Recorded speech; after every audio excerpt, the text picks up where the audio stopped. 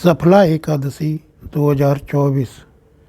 सफला एकादशी वर्ष 2024 की आखिरी एकादशी होगी। पौष मास के कृष्ण पक्ष की एकादशी को सफला एकादशी कहते हैं। इसमें भगवान विष्णु की पूजा की जाती है और सफला एकादशी का व्रत करने से घर में सुख समृद्धि का वास होता है। मान्यता है कि इस एकादशी का व्रत करने से सारे कार्य सफल हो जाते हैं, इसलिए इसे सफला एकादशी कहा गया है। इस दिन भगवान विष्णु की पूजा की जाती है। सफला एकादशी इस साल की आखिरी एकादशी है।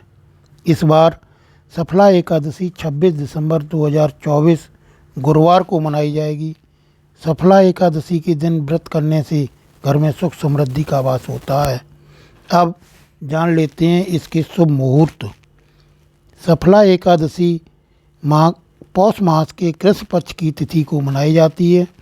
हिंदू पंचांग के अनुसार सफला एकादशी की तिथि की शुरुआत 25 दिसंबर को रात 10:29 पर होगी और तिथि का समापन 27 दिसंबर को अर्धरात्रि 12:43 पर होगा। सफला एकादशी का पारण 27 दिसंबर 7:12 से लेकर 9:16 तक होगा। उदया तिथि के अनुसार सफला एकादशी 26 दिसंबर को मनाई जाएगी।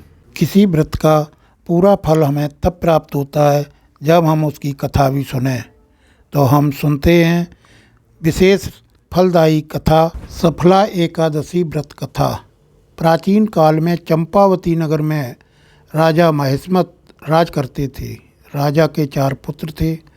उनमें लुम्पक बड़ा दुष्ट और पापी था। वह पिता के धन को कुकर्मों में नष्ट करता रहता था।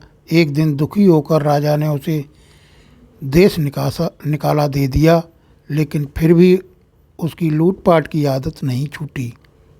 एक समय उसे 3 दिन तक भोजन नहीं मिला। इस दौरान वह भटकता हुआ एक साधु की कुटिया पर पहुंच गया।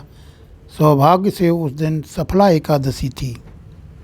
महात्मा ने उसका सत्कार किया और उजे भोजन दिया।